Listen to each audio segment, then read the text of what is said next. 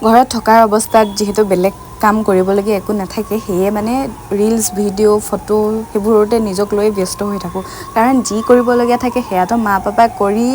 আনি মুখৰ আগত খুৱাই ভাত পানী ৰেডি কৰি দিয়ে কিন্তু এতিয়া মানে উল্টা হৈছে যিহেতু বহুত মানে অপজিটত হৈ গৈছে কামবোৰ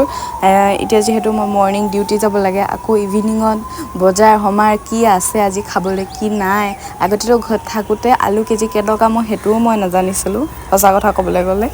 আৰু এতিয়া সকলোবোৰ বজাৰ নিজে কৰা আদিৰ পৰা বনোৱা মেলা আদি নিজে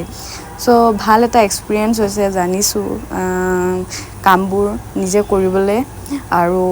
নিজকে মানে এতিয়া মেচিয়ৰ্ড ফিল এটা আহিছে যে মই পাৰিছোঁ নিজকে হেণ্ডেল কৰিবলৈ